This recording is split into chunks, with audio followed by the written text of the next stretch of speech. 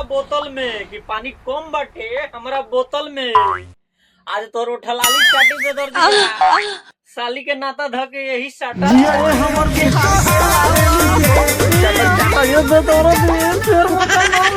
चाटा एकदम चाट के उजर कर दे। ये हमर साली न रह के घर वाली हम कोनो रील्स वाली छोड़ी ना है, इसे अपन दोनों बैलून दिखा के वीवो को फॉलो बढ़ाई। हम एक मेहनतिया लड़का हई, बस अपना दम पर आगे बढ़े के सोचता नहीं, समझल?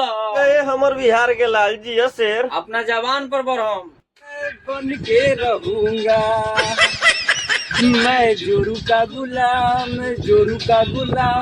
बन के रहूंगा। देखा हो बेदर्दी अपना दम पर जोरू के गुलामे बनी ससुरा। अरे ससुरा हम तो सोचले तोरा आवाज में दम मारे। अब चलावे सैलून कि बाप चलावे सैलून, अब बेटी सोशल मीडिया पर दिखावे दोनों बैलून कि बाप चलावे सैलून, अब बेटी सोशल मीडिया पर दिखावे दोनों बैलून। ऐसे सब कोई जब हाथ जोड़ के गुजारिश बा, काकी फूकी मोची फोन से चाची, काकी फूफी मोची रोची सोची मोची नोची खाची फाची माची साची, सब कोई अपना अपना बेटी के संभाली ना तो कहियो घोंप घोंप हो जाए बुची घोंप।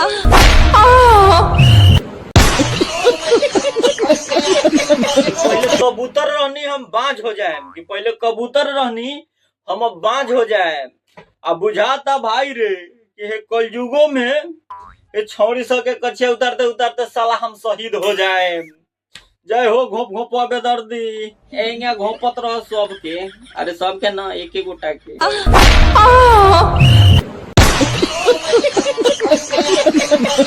लड़का छिनार हो गईल है कुछ रंडी लोग के भइला से, कि कुल लड़का छिनार हो गईल है कुछ रंडी लोग के भइला से। आ बेदर्दी भाई बदनाम हो गईल बस सच बात बतलाइला से।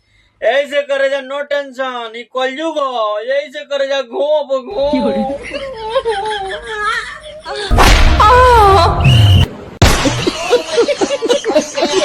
ऊपर शोरूम नीचे गोडाउन बाजी, ऊपर शोरूम आ तोहर नीचे गोडाउन बा। जरा प्यार से हटावा कि जरा प्यार से हटावा अपन कछिया, काहे कि बेदर्दी के बेसब्री से एकरे इंतजार बा। करे जा घोप घोप मारदम सटा के लोहा गोम्बा।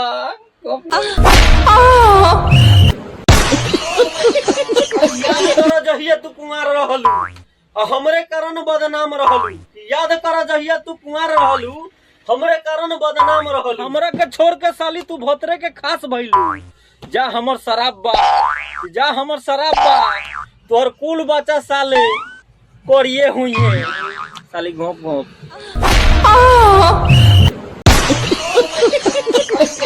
मन लाग गइल बारे एकरा में ब्यास होई छी हतरी के ई बस्ती में। कौन छी हतरी में कि मन मानत नहीं खेरे मनावो खाली रहता ई मस्ती में घोप घोप।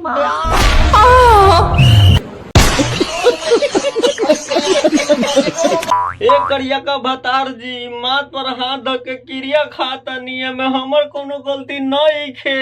ऊ कैसे रे कि हम न छिनार रहनी साला जीजवे छिनार कोइले बा। नो नो नो पाँच इंची के ई जगह साला 15 इंची पढ़ले बा। ई सब जीजा जी के गलती बा, बलम जी माफ करी।